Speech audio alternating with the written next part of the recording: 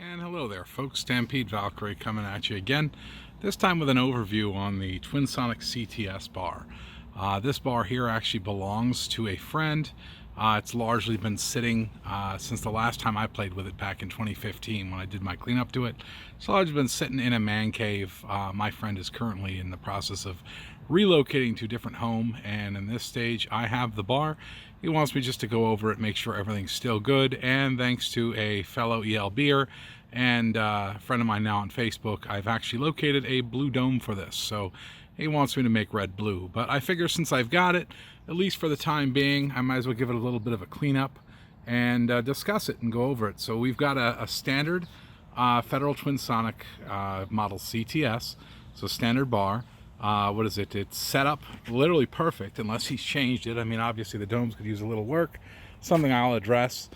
Coming around the bar, driver's side, you can see what makes the CTS really so, there you go with your badging, so unique. Coming around with the sun's pretty bad, but your amber cutout for the rear flasher, early generation CTS with the round lamp cast holders, full round lamp cast holders. Coming around to the passenger side of the bar, and what is generally just a standard Model 12 on this side. And again, coming down here, CTS. So this is a red. Fans of Emergency love this. He was a big fan of Emergency, but he's been on me about trying to find him a blue dome. And again, thanks to my connection there, I've actually found him one that wasn't requiring me to sell a kidney or mortgage my house. The thing that's interesting about these bars is that the value on them, pardon the shaky cam, has gone crazy. Now, when I got this originally, I don't remember what I paid for it. I'm going to say a couple $100. Off the top of my head, I'm not 100% certain. These bars now, complete, are going for ridiculous amounts of money. We could get into the reasons why I think that's happening. A lot of it, I think, is artificial. I think there's a couple whales out there, and people just say monkey see, monkey do. But that's not here or there in this video. So, on that note, giving you the 360, let's go ahead and open this up, and I'll talk about the insides, kind of give you the overview of what makes a CTS bar different from a standard Twinsonic, and try to keep this as streamlined as possible as I work towards my eventual goal. Ultimate goal here is to clean it up, make sure it works, and then get some videos. Since I'm going to have it for a while, I might as well exploit this bar a bit. Get some videos with some different lens combinations on here, maybe do some red amber, maybe do some red blue, maybe do some red, and get some life out of this bar before it returns back to my buddy and ends up back on his man cave shelf where it was originally. So let's go ahead and get this thing opened up, and I'll be coming back at it. So now coming into this here, you can see I actually have the speaker dome off, the end piece is off. You kind of get a better shot picture of this. I believe that's a TS100 here in the center. Someone's going to ask me, does it work? I don't believe I have this wired. Last time I worked on this, I think I wired it specifically for lighting. There's no reason to think that this doesn't work. I'd actually have to hook it up, but the wiring I have coming off this is specifically for my friend and what he does, which is pretty much just to have something, have a wall hanger is what he wanted.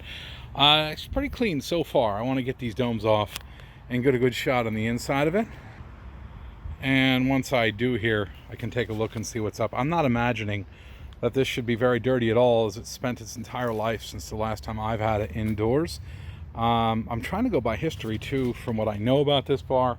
If I remember correctly, the person I got this from originally was in Arizona. I do not believe that this was ever really a California bar, but for those that know California, Arizona, and Nevada, they all kind of shared a lot of the same lighting. If you're familiar with anything in Vegas or even parts of Arizona like Scottsdale and Phoenix, you'll see that a lot of these bars ended up with multiple agencies amongst the 3 states. So let's go ahead and get these dome covers off and see if I can keep going with this. I'll be right back. All right, now the domes are off. Let's get a good look on the inside of this. It's I'm not going to call it surprisingly clean, because I did work on this before. And again, since it hasn't been outside, there's really nothing for it to climb inside. But as you can see, it's in very good shape overall. I'll talk more about the flasher and the correct bulbs as I come across the bar, but very good shape, very clean, not a lot of corrosion. Interesting too, I'm taking note of this and this. I don't think I've ever seen a Twinsonic bar with those screws in the top there. I'm not sure what that's doing other than just keeping water out of the holes in the top.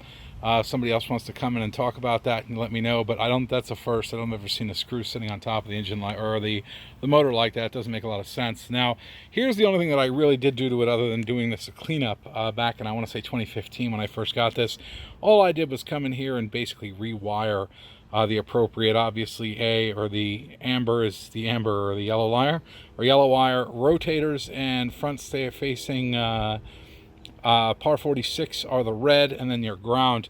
I don't have anything connected down here for speakers. So while the speaker is connected up into here on the tray, nothing is disconnected. I don't have anything coming off this block. So I could connect this to a siren if I wanted to, but grand scheme of things, I'm not really all that worried about it. The round lamp holders, this is definitely a Series 1. These are 4464s, which is correct. And now coming across questions I get asked a lot about the Twinsonic is, what were the correct bulbs for the California par 46 lamps here? So going by memory, I'm hoping I'm getting this right, 4001, GE 4001s for the front. The rear, I believe, is a GE 4478. If I'm wrong on that, somebody correct me. But I believe that's a 4478. I know that's a 4001. That one I'm 100% certain is right. This one I might be a little bit wrong on. The other thing that's also right about this, because when I put this together I did some research, this is a 537 can flasher. And if I can get around and get it in shot, it should be a tongue sole. Tongue sole I think is the original ones. And if I look, that is a tongue sole can flasher. So that would be right. That would be correct for this. Now honestly, any 537 can flasher would be correct on this, but I think initially when they came out, they were tongue sole flashers. So here is what makes the California bar so unique. Bear with me here, sun's in my face. On the driver's side, there is a step mirror, but very short. The two par 46 offset lamp holders. This will be steady burn.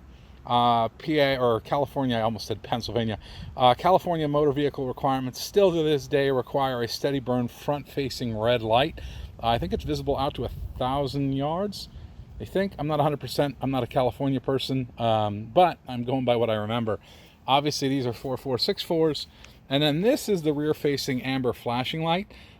This just flashes, nothing fancy about it. I don't think there was any requirement for that. I think that was just something that they were given the option to have a rear facing amber light and it could flash, and there it goes. You did find this assembly on other lights. So Federal not only used it in the Twinsonic, but they also made one called the CT1, which was a beacon that on the driver's side had this assembly, and the passenger side, I think it was a 184, 284, four lamp beacon on the other side. So this was found out on that. They have put this assembly in some other things, but this is probably what it's most famous for, is on the Twinsonic itself. So in a nutshell, you still have your Type 2 motor here. That's not the earliest motor, but it's definitely a Type 2 motor. I'm trying to think if there's anything else I can add on this. Not currently. They did call these originally Twinsonics not because it has two rotators, but because you could put two speakers on here. As you can see the holes, you could put a speaker here and then a speaker here, and you get your Twinsonic setup. So there it is. It's very clean. I may give it a little bit of a wipe down. I may actually finish this off with just a quick function test just to make sure this works. The only thing that I'm looking at here, which is that there's really not any lubricant on that. May put a little bit on there, but this light doesn't really get a lot of use. He just turns it on when he feels like it. It's definitely not going back out into any production. I am kind of amused that the value on these lights has gone through the roof. But what I want to do, like I said, is we're going to play around with this a little bit, get this little video out there, just give you an overview of what the Twinsonic CTS is, what it looks like on the inside, and people can then take a good look at it and use this as reference. So let me see if we can wire this up, see maybe if I can bring this thing back to life. It should be working, but I guess we're about to find out. All right, now wrapping this initial overview up, let's go ahead and actually put some power to this and get some video here with it working, since I know it works. Did some testing, but one of the things that's good to point out too is that if you take a look, the passenger side rotator is directly forward and aft facing. The driver's side rotator is off kilter a little bit, which means that this is not perfectly synced.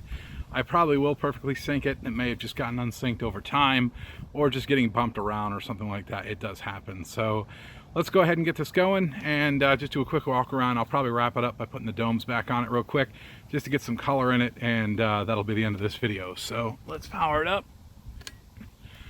There we go. So she does turn and burn. Not real loud either, and from here I can't really see much. Only thing I can really hear, honestly, is the clicking of the flasher. We'll walk around on it. And apparently not now. Looks like the flasher is stuck. Interesting, it was working a couple minutes ago. Could be my battery pack is dying. That'll cause it. But right now it's steady. My battery pack is probably dying at this point. It's been a bit since I've charged it. That might be the reason why. So no flashy for you this time, but it's supposed to flash. Hopefully that tungsole flasher didn't take a crap on me as it was working. But on that note, let's go ahead and get these domes back on it and see if I can get it. See, have a little bit of color. And just so people realize, not making a lie out of me, there it goes. You can hear the clicking of the flasher. So it does work. It's just a matter of, I think my battery pack is starting to die here. So let's go ahead and get these domes on it and we'll go from there.